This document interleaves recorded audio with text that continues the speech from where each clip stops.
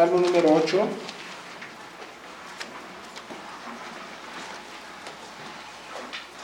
Este bello salmo, vamos a darle lectura, puestos en pie.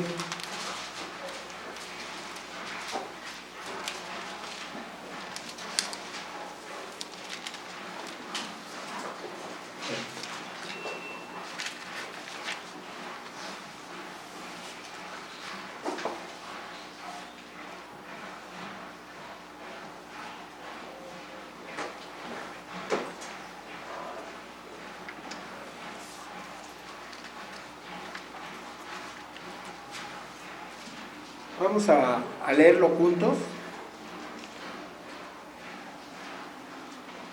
Oh Jehová, Señor nuestro, cuán glorioso es tu nombre en toda la tierra. Has puesto tu gloria sobre los cielos. De la boca de los niños y de los que maman daste la fortaleza a causa de tus enemigos, para hacer callar al enemigo y al vengativo. Cuando veo tus cielos, obra de tus dedos, la luna y las estrellas que tú formaste, digo, que es el hombre para que tengas de él memoria, y el Hijo del Hombre para que lo visites. Le has hecho poco menor que los ángeles, y lo coronaste de gloria y de honra. Le hiciste señorear sobre las obras de tus manos, todo lo pusiste debajo de sus pies. Ovejas y bueyes, todo ello, y asimismo las bestias del campo, las aves de los cielos y los peces del mar, todo cuando pasa por los senderos del mar.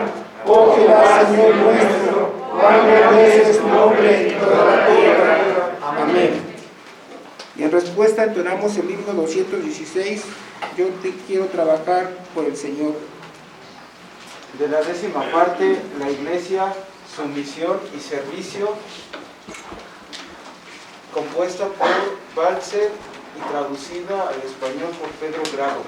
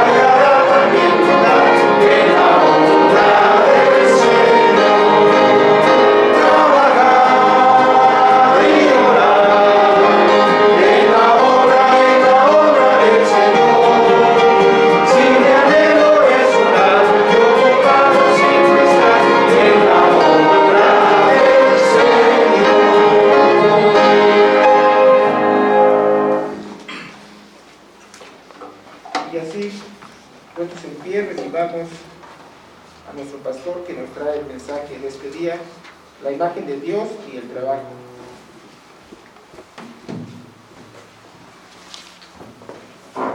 Así como estamos, hermanos, les invito a abrir las Escrituras en el libro de Génesis, un pasaje muy conocido al que hemos leído varias veces.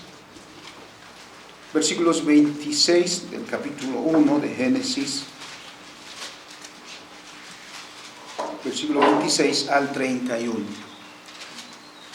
Génesis 1, 26 al 31.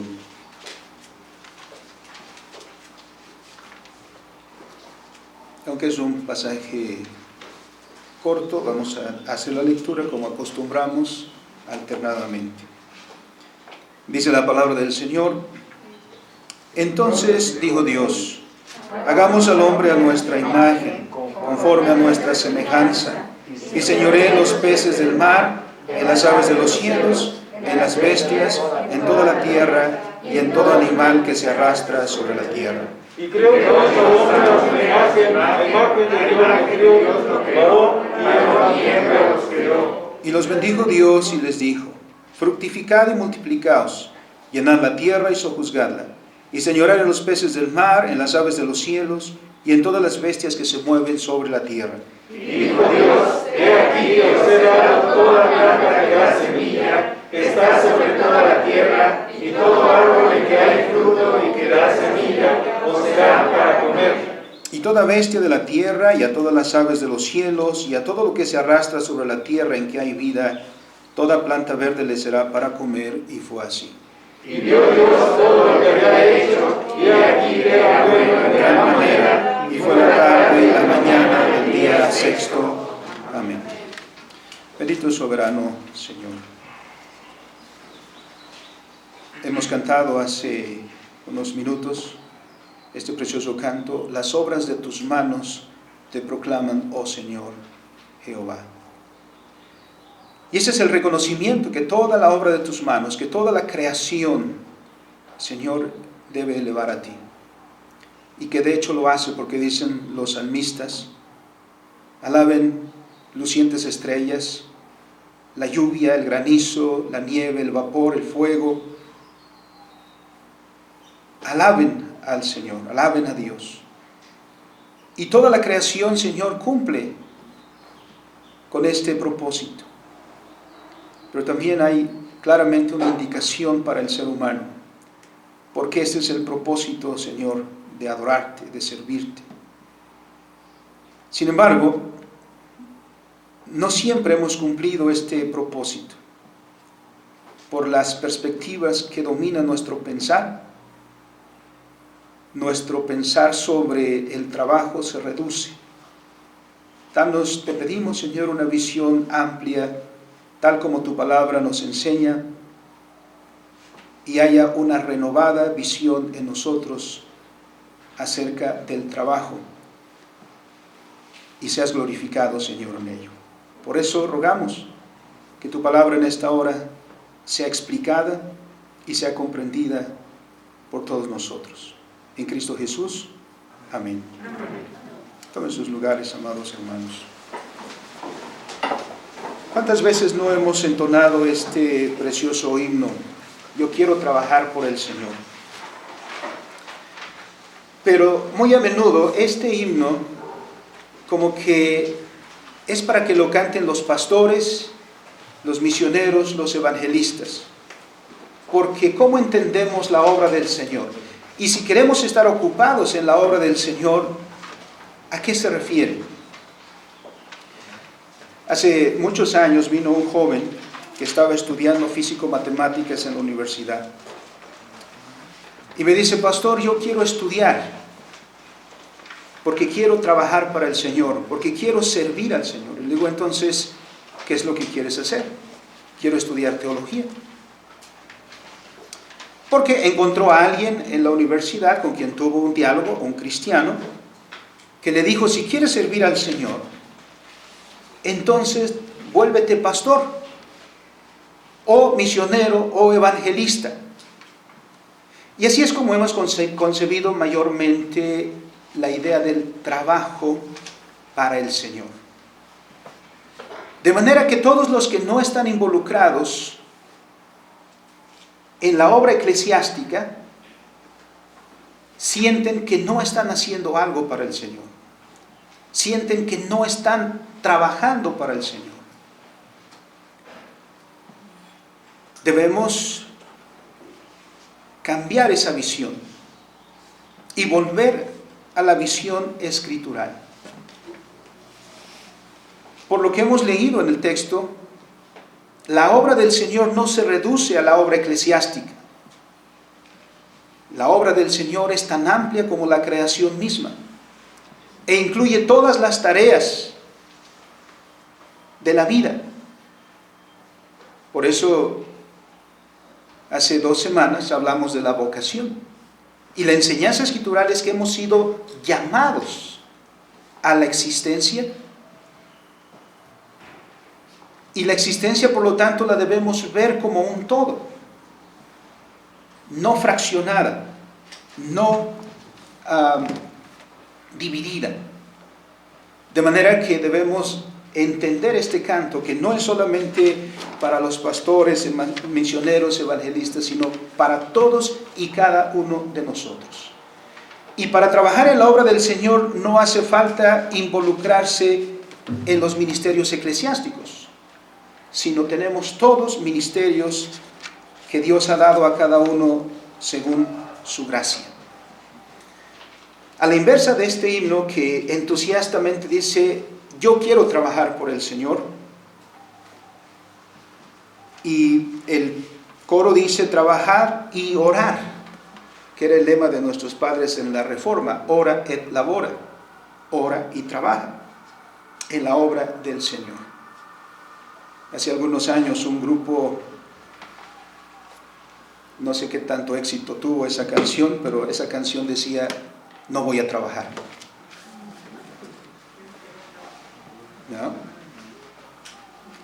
No sé qué pasó con ese grupo, pero se llamaba Bermudas. Y el canto decía, el estribillo decía toda la canción: no voy a trabajar, no voy a trabajar. Y ese es el sentido de muchos: no voy a trabajar. Y casi esperamos que nos saquemos la lotería porque no quiero trabajar.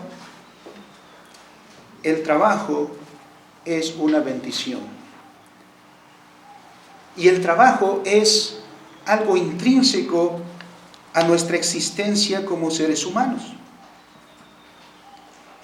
Como vimos en la ocasión anterior, en nuestra vida, y viendo la creación por lo que vemos en las Escrituras, en el concepto bíblico de la vocación, ni la existencia del cosmos, ni la existencia nuestra se deben a la casualidad, sino a la determinación única y exclusiva de Dios, que hace todas las cosas de acuerdo a su voluntad. Como dice el Salmo 115, nuestro Dios está en los cielos y todo lo que quiso ha hecho. De ahí entonces que como cristianos afirmamos que existimos por la voluntad de Dios y nuestra relación con Dios abarca todo cuanto somos y todo cuanto poseemos. El hermano Darrell Miller, que escribe un libro muy interesante que se llama Vida, Vocación y Trabajo, habla de la vocación existencial. Es decir, la existencia es una vocación. Toda nuestra vida debe ser vivida para Dios y en comunión con Dios siempre. Nuestra existencia entonces, todos los días y en todos los aspectos, debe expresar ese compromiso y esa comunión que tenemos con Dios. Por lo tanto, todas las actividades en las que se ocupa el ser humano, en ellas estamos respondiendo todos los días al mandato de aquel que nos dio la existencia. Por eso algunos teólogos han dicho que la vida constantemente es nuestra respuesta a Dios.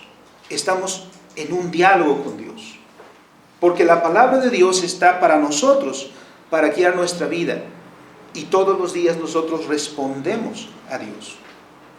Puede ser una respuesta en obediencia o puede ser una respuesta en desobediencia, pero el ser humano está constantemente respondiendo a aquel que lo creó.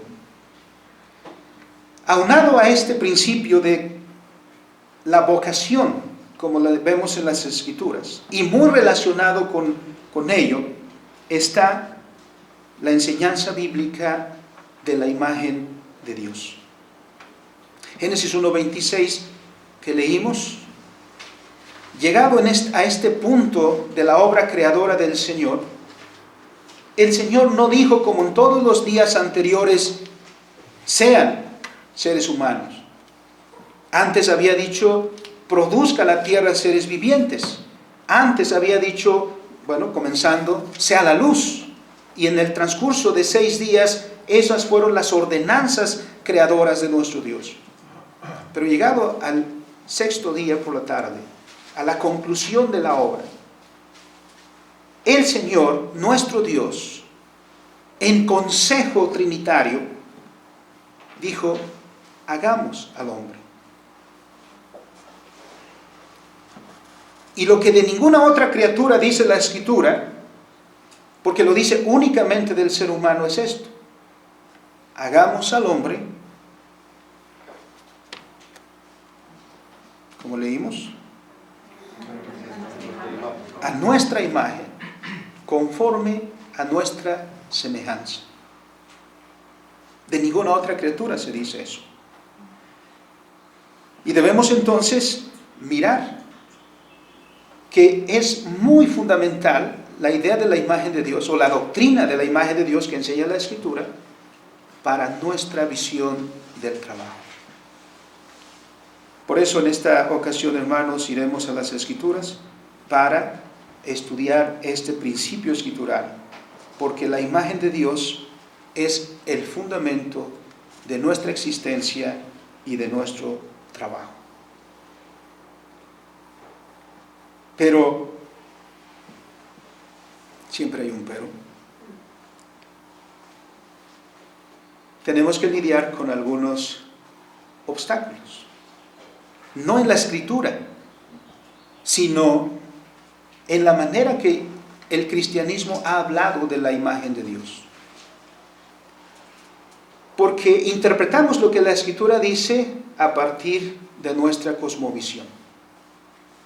Ninguna persona lee las Escrituras en blanco. Ninguna persona es neutral al momento de leer las Escrituras e interpretarlas. Todos llegamos a las Escrituras con presuposiciones. Y sin que nos demos cuenta, esas presuposiciones dirigen nuestra interpretación de la palabra de Dios. Y eso ha sucedido con respecto a este tema. Si leemos las Escrituras y este pasaje a la luz de la cosmovisión escolástica o dualista, tendremos una interpretación muy particular de la imagen de Dios. Y esto no va a ser desconocido, porque en los círculos cristianos tradicionalmente ha predominado una visión dualista del ser humano, una antropología dualista. Es decir, vemos al hombre como el compuesto de 2 partes. A veces en las clases de teología, y particularmente sobre este tema, digo, parece que estamos hablando de un Lego Man. ¿No? ¿Quién no ha jugado con los Legos? Armar bueno, hay diferentes modelos, ¿no? Y hay muñequitos que usted puede armar con piezas. Bueno, esta visión que ha pasado a, digamos, a recibir su legitimidad en los círculos cristianos, originalmente no es cristiano. Y tradicionalmente, ¿cuál es la perspectiva? De que el ser humano está compuesto de 2 elementos. Un alma inmortal y un cuerpo mortal. Y que cuando una persona muere, por ejemplo, el alma se desprende y el cuerpo, pues como dice Eclesiastés, va al polvo de donde fue tomado. Esa es una visión muy popular en los círculos cristianos.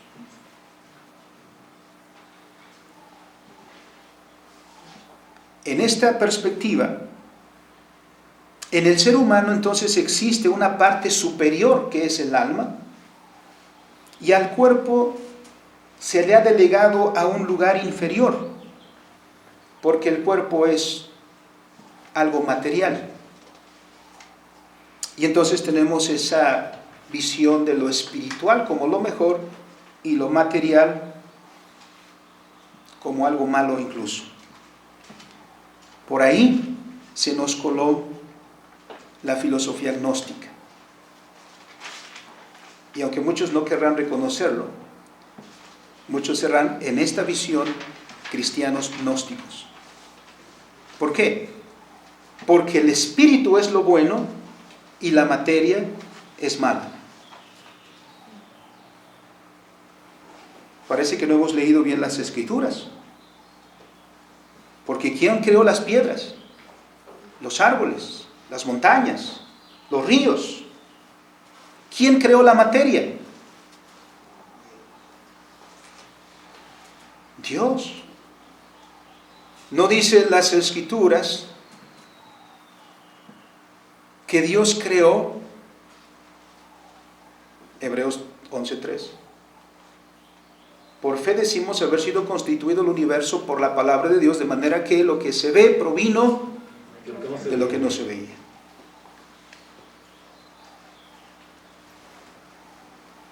Eran los griegos los que no tenían el concepto de creación. Son los que hablaban de la eternidad de la materia. No, todo el mundo fue creado por Dios desde cero. Decimos creatio ex nihilo, creación de la nada. De manera entonces que todo lo que existe lo hizo Dios. Dios hizo el mundo material. ¿Quién determinó que nosotros deberíamos tener cuerpos o ser cuerpos? Dios. No es un accidente esto. No somos un accidente. Nuestras manos, nuestros pies, nuestros dedos tienen la constitución exacta. Nuestros ojos, nuestros oídos no son un accidente. Dios nos creó así. Por eso el cristianismo le da un valor adecuado a la existencia humana toda y un valor adecuado al cuerpo como obra de Dios. Bajo esa visión dualista de que entonces el hombre es el compuesto de dos elementos, un alma y un cuerpo, ¿cómo leemos Romanos capítulo 8 que dice el apóstol Pablo? Ya no andemos en la carne, sino en el Espíritu. Andemos en el Espíritu, ya no andemos en la carne como los gentiles. En muchas ocasiones la interpretación de ese pasaje es: vayamos y ocupémonos de las cosas que tienen que ver con el Espíritu. Y cultivemos el Espíritu. ¿Y qué tareas tienen que ver con eso? Orar, ayunar, leer las Escrituras, retiros espirituales, congresos. Ahora, no estoy diciendo que estos sean negativos. Tienen, por supuesto, su lugar. En contraposición, ¿qué tareas abandonamos? La política, el arte, la ciencia. Porque esas no son actividades espirituales, porque no son para Dios. Esa visión es una visión dualista. Esa visión surge no de lo que enseñan las Escrituras, sino de lo que creían los griegos y que influenciaron el cristianismo con esta visión, y que después esta visión fue aceptada en los círculos cristianos. Si alguien ha leído los diálogos de Platón, hay un diálogo que se llama El Fedón. Podrían leerlo y les va a sonar muy cristiano. Porque quien moldeó el pensar de la iglesia cristiana en la época patrística, en gran parte fue Platón, a través de un neoplatonismo. Y a través de eso ya para el resto de la historia vimos la vida y vimos al ser humano con una visión dualista. Una visión dualista siempre lo que va a hacer es que reduce nuestra visión sobre nuestros deberes para con Dios. Es esa visión dualista que nos hace ver y hablar diciendo que hay actividades en la vida que son religiosas y que hay actividades en la vida que son seculares. Que hay cosas que hacemos y que estas sí tienen que ver con Dios. Y que hay cosas en las cuales Dios no entra. Las independizamos de Dios. Así, por ejemplo, decimos, la alabanza para Dios, pero la política es del mundo. Allí no nos metemos.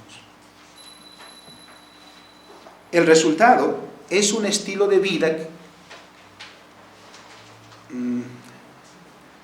Algunos quizá no les gustará esta expresión, pero eso lleva a un estilo de vida esquizofrénico.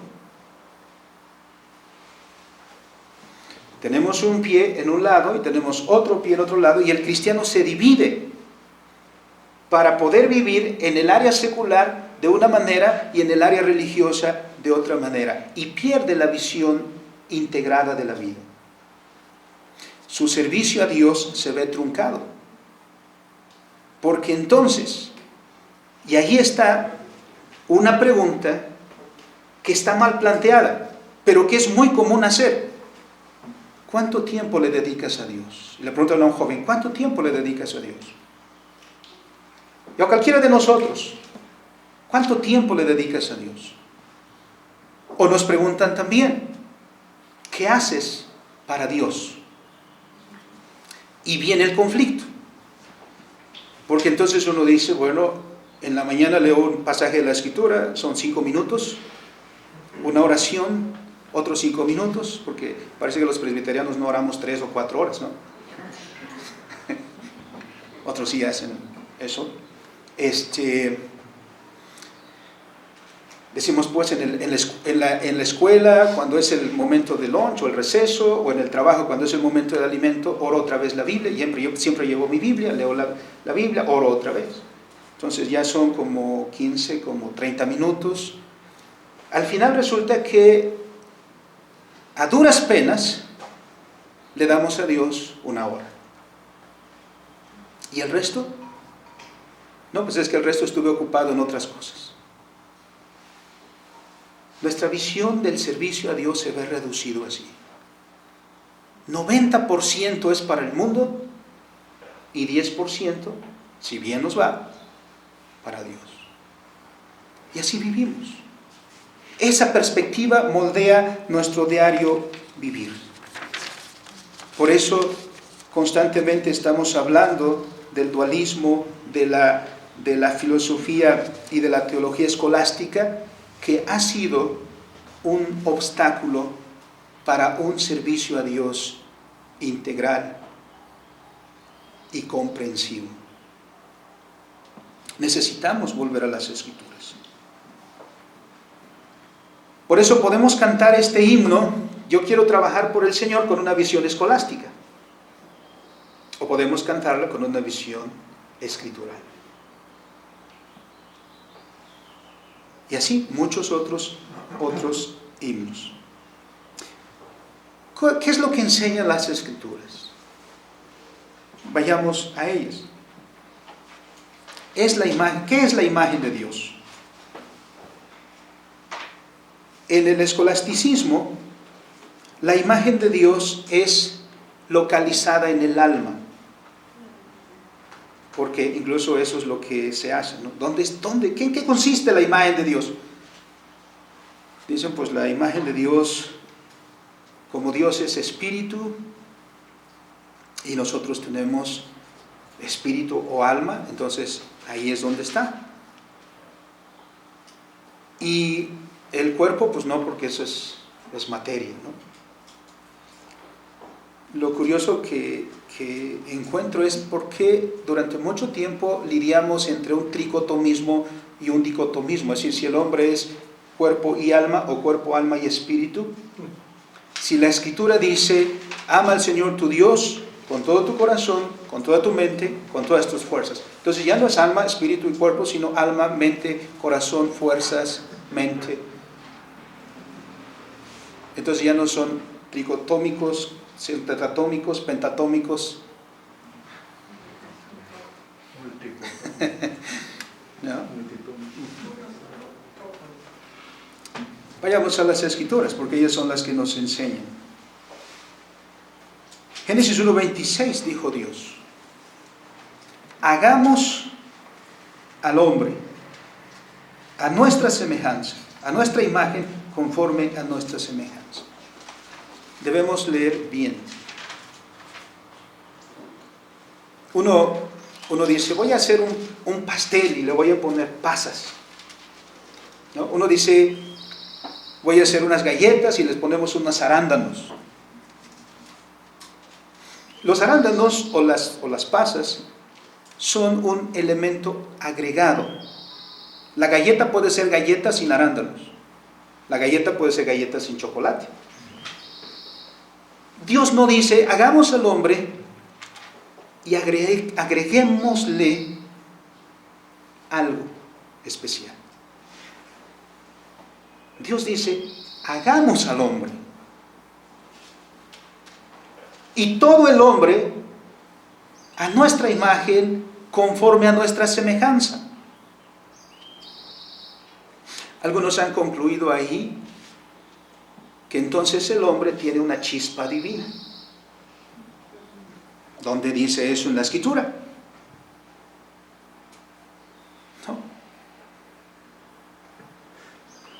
No existe esa enseñanza, ¿no? Por eso en los círculos carismáticos dice, tú puedes también decir como Dios la palabra declara, ¿no?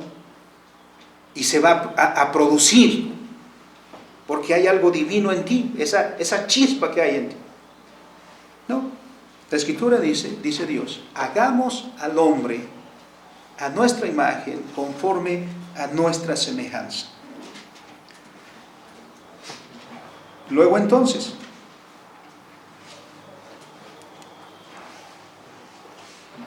si ponemos atención en este texto, el texto dice que el hombre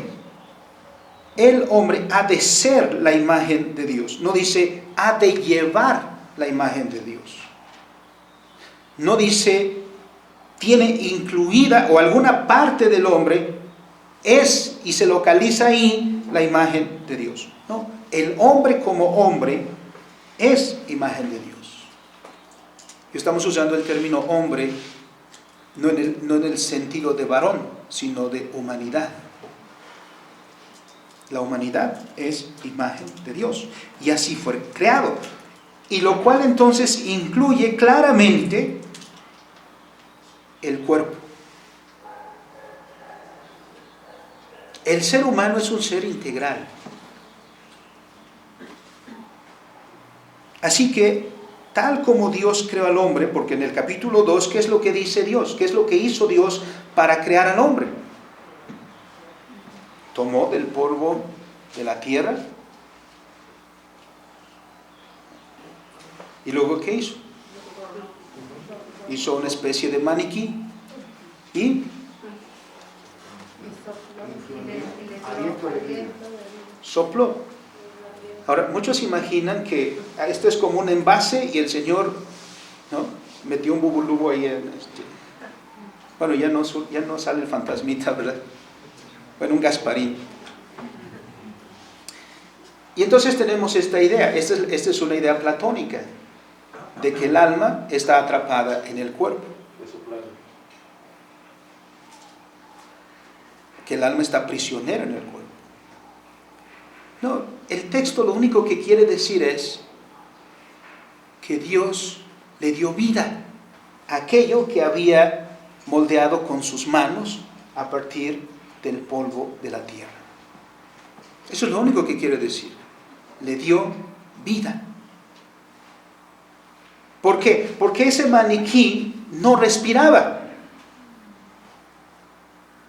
Dios le dio el soplo de vida. Por eso dice la Escritura, y fue el hombre un ser vivo.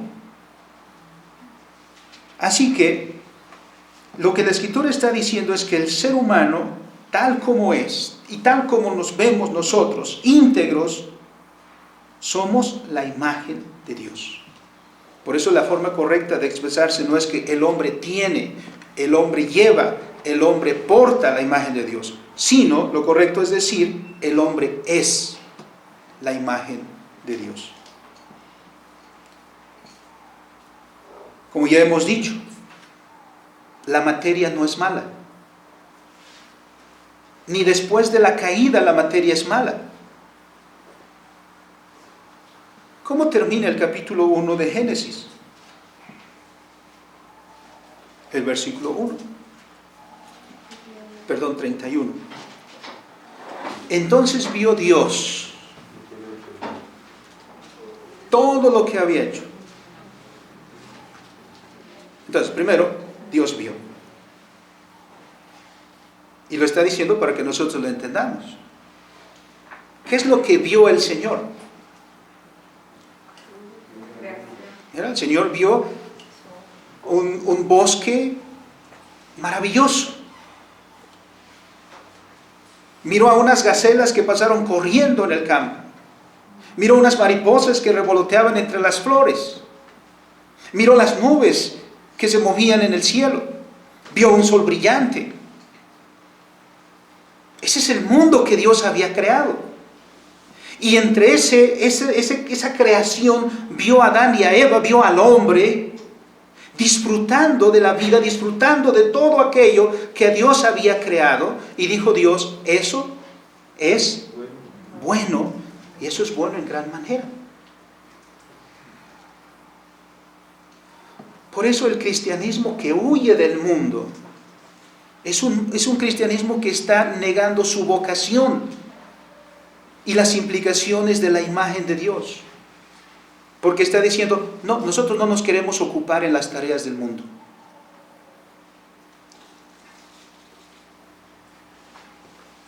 En la época patrística, cuando se desarrolló el movimiento ermitaño, había unos ermitaños que se llamaban de los pilares, porque no se movían más allá del medio metro o del metro donde estaban ahí parados. E iban construyendo unas columnas, e iban aumentando esa columna.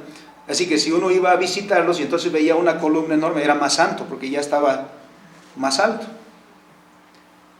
Pero nunca hacían nada. ¿A qué se dedicaban? A meditar. Y podían ver a un ermitaño ahí y todo alrededor igual. Después los movimientos monásticos se retiraron del mundo para enclaustrarse, encerrarse. Pero ni aún ahí se libraron de vivir la vida porque necesitan comer.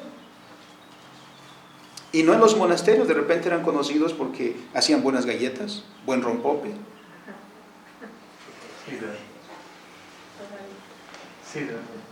Sidra, ¿no?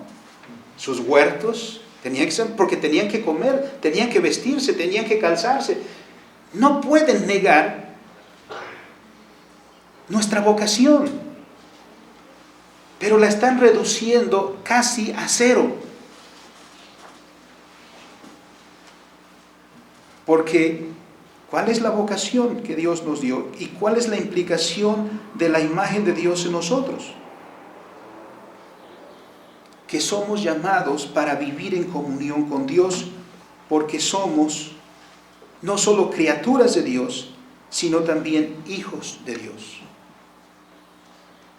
En el Salmo 8, el salmista expresa este asombro. ¿Qué es el hombre? Le hiciste poco menor que los ángeles y sin embargo, mira qué lugar le diste. Lo coronaste de honra y de gloria.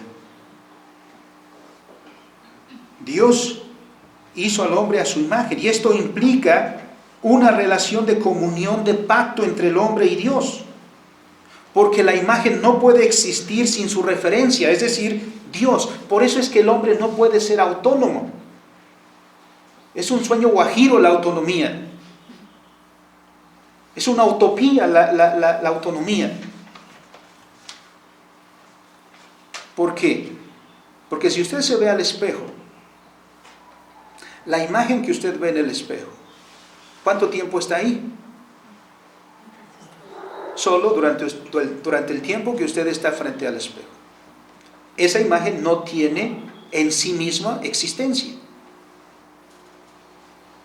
Nosotros no tenemos existencia en nosotros mismos, sino en Dios. Dios es el que nos da la vida. Y decía un hermano, creo que este era Spurgeon, nosotros vamos a morir cuando Dios diga que muramos. Y ni los avances científicos, ni el mejor tratamiento, ni los mejores instrumentos médicos van a lograr extender un minuto la vida. Pero tampoco a la inversa. Vivimos en medio de grandes peligros y amenazas, pero nada nos hará daño si no es la voluntad de Dios. Qué consoladora visión, ¿no? Porque constantemente estamos en las manos de Dios. Entonces Dios nos ha hecho para vivir en esa relación. Porque miren qué inconsistencia sería que Dios crea al hombre y después lo quita del mundo. ¿Qué sentido tiene eso? Por eso, avanzando en el texto, cuando Dios hizo al hombre, cuando el hombre fue ya una criatura que estaba pisando la tierra, entonces Dios entra en diálogo con el hombre, dice el versículo 27, y el versículo 28 dijo, y entonces los bendijo Dios, habló Dios con el hombre. ¿Y cuáles son las tareas que Dios le asigna al hombre?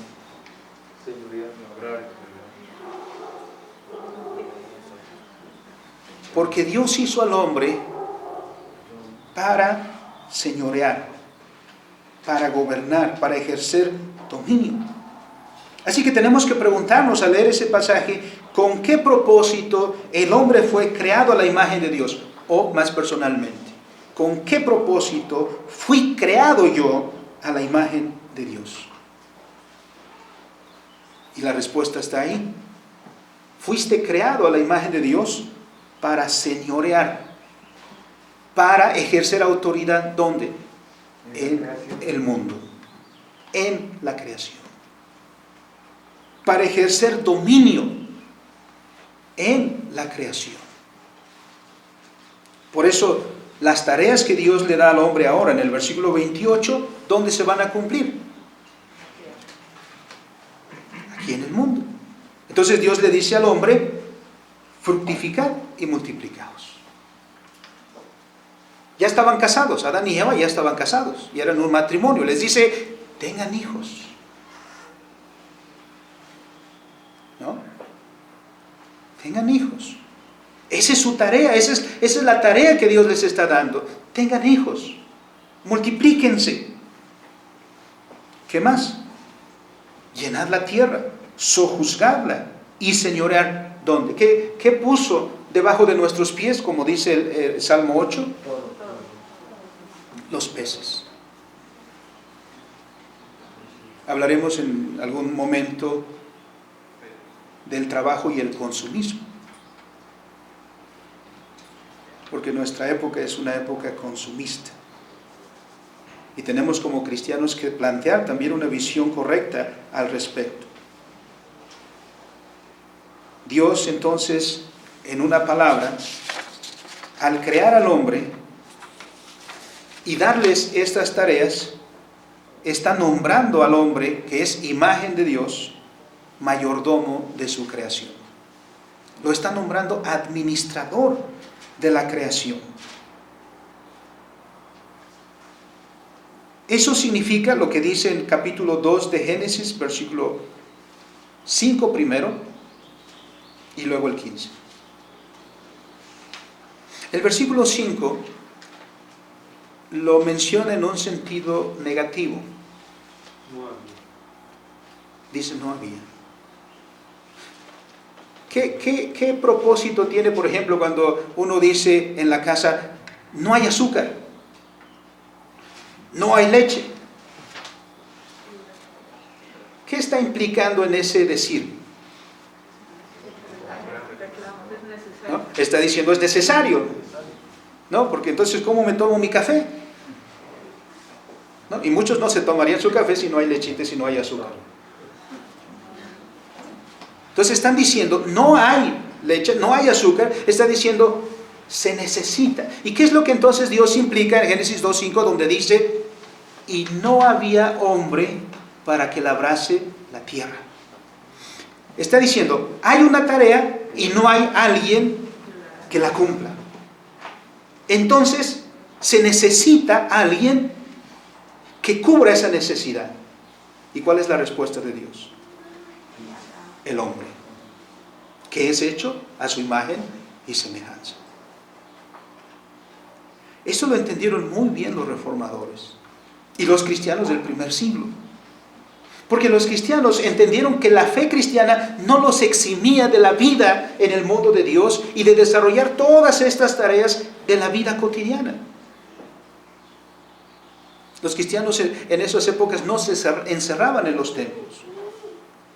Vivían la vida cultica, adoraban a Dios, escuchaban su palabra y luego salían al mundo a cumplir con su misión, a cumplir la vocación, a ejercerse como imagen de Dios.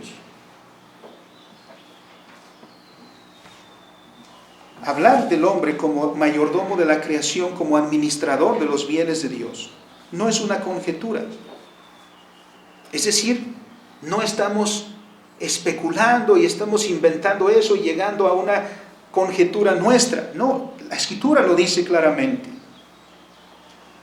Dios creó al hombre e inmediatamente le dio un lugar y le dio una responsabilidad. Fíjense bien, Dios creó al hombre y le dio un lugar. ¿Cuál es su lugar? Dice Génesis 2:15. Entonces Dios tomó al hombre, y miren la expresión que hay ahí, y lo puso. Le dijo, este es tu lugar. Y luego le dice, y esta es tu tarea. ¿Cuál es tu tarea?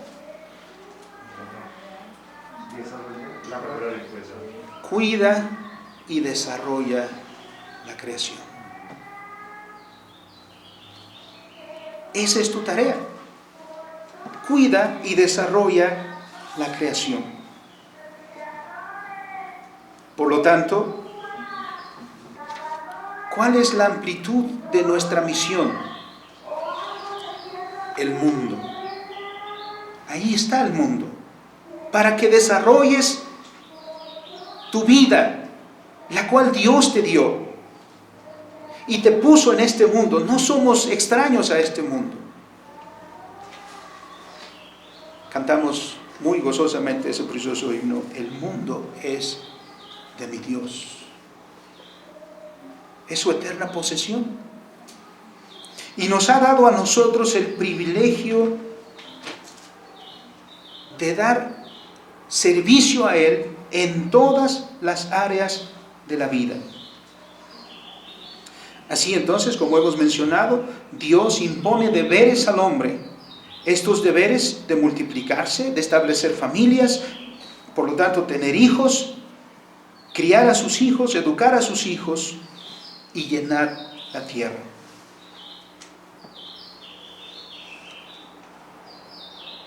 Los deberes o nuestros deberes, por lo tanto, hermanos, para con Dios no se reducen a las oraciones, a la meditación en la palabra, a la adoración el día de reposo.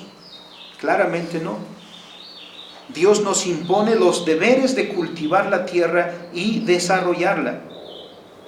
Las tareas impuestas tienen que ver con cuidar las plantas, tienen que ver con cuidar los árboles, con cuidar los peces, las montañas, porque de este mundo y de todos sus recursos nosotros daremos cuenta a Dios.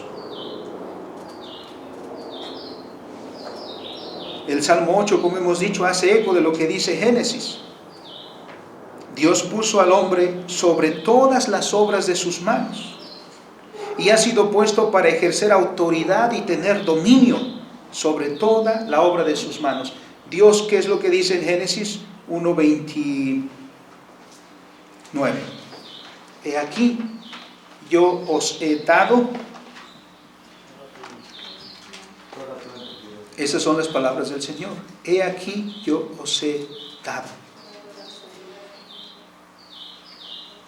El Salmo 8 hace eco de eso. Todo lo has puesto debajo de sus pies. Es decir, para que el hombre ejerza autoridad, ejerza dominio. Ese es nuestro llamado. En este mismo contexto, el apóstol Pablo enfocaría la vida cristiana, porque miramos cómo el Nuevo Testamento no hace a un lado la enseñanza del Antiguo Testamento, al contrario, la reafirma. El apóstol Pablo, cuando habla de la vida cristiana, la menciona como abarcando todas las cosas en nuestra existencia, incluyendo todas las actividades del hombre, como dice 1 Corintios 10:31, un texto muy conocido. No me hagan quedar mal, hermanos.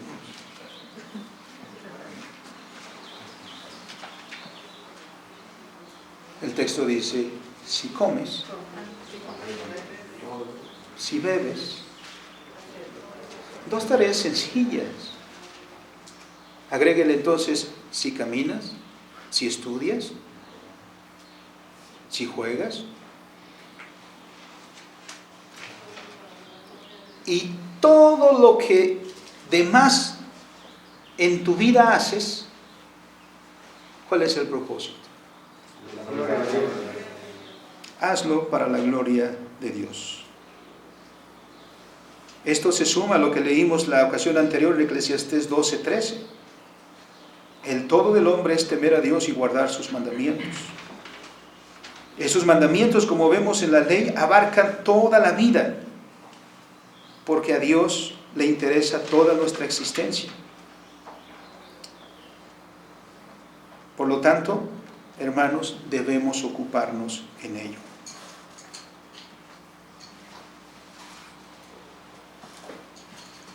Concluyamos. Fuimos hechos a la imagen de Dios. Usted fue hecho a la imagen de Dios.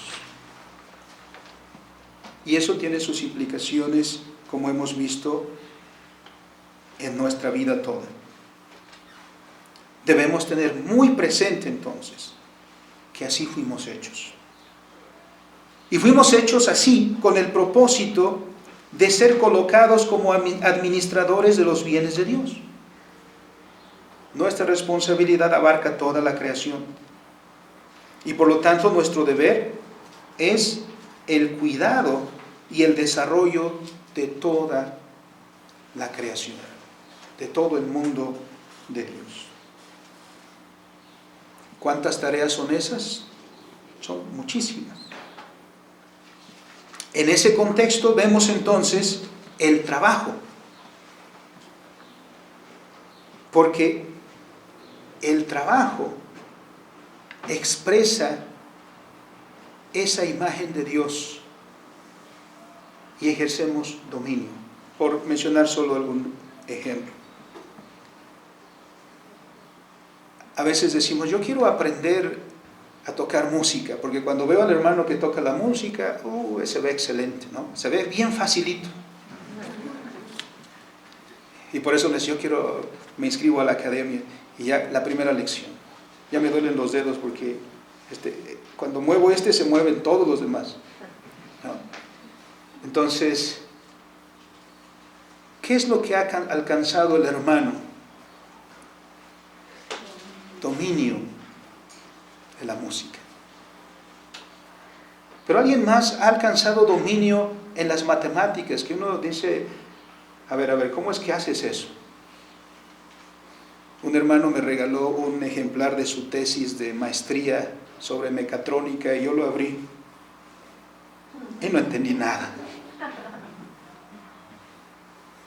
Necesito ir a visitarlo para que me diga qué dice ahí. Pero cuando él está ahí, él está fascinado y está encantado de lo que hace.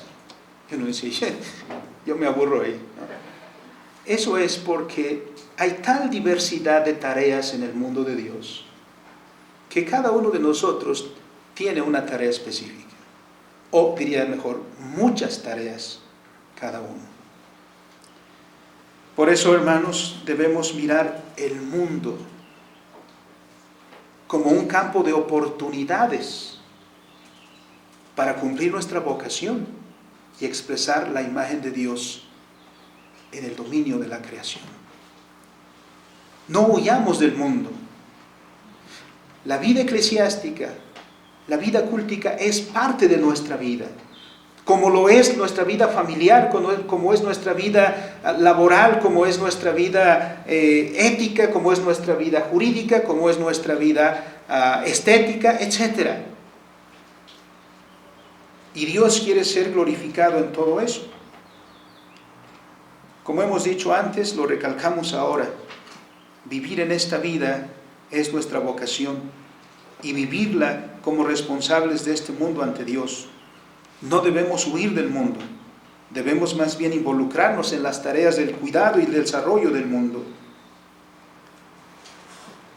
en las cuales, para que sean bien hechas, pidamos la dirección de Dios que se nos da en las Escrituras. Así que, después de este momento en la casa de oración, vayamos al mundo para cumplir nuestra vocación y todas nuestras actividades para la gloria de Dios. Vamos a orar. Bendito y soberano Señor. Muchas gracias, Padre, por traer fortaleza y consolación a nuestra vida. Por enseñarnos, Señor, acerca de la vida, de lo que es la vida, del propósito de nuestra existencia. Porque cuánta confusión no hay al respecto, Señor, sobre todo en la juventud. Y cuando no entendemos bien lo que tu palabra dice, tenemos un actuar cristiano que no es consistente con lo que enseña tu palabra. Ayúdanos, Señor, de tal manera a entender tu voluntad para nuestra vida, que tú seas reconocido como el Señor y que todas nuestras actividades, todas, Señor, cumplan el propósito que dice el apóstol Pablo, te glorifiquen. Y gracias, Señor, por abrir nuestro entendimiento y comenzar a ver esta creación tuya como el campo de servicio a ti. Entonces, cuando cantemos otra vez, yo quiero trabajar por el Señor, lo haremos con otra visión. Y cuando nos unamos para cantar, que queremos estar ocupados en la obra del Señor, ya no veremos esa obra del Señor encerrada y limitada al área eclesiástica, sino veremos esa obra tuya, Señor, en toda la extensión de la creación. Bendito seas, Padre. Sea tu nombre glorificado en cada tarea que desempeña tu pueblo. En Cristo Jesús. Amén. Amén.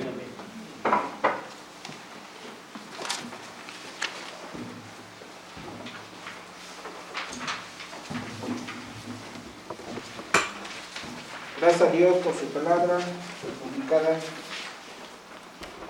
Vamos a ponernos en pie para responder. Primeramente, entonando un himno número 218.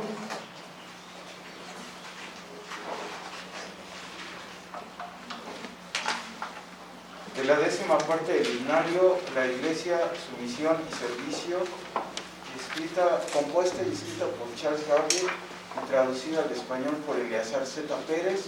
Himno número 218, partió mi maestro.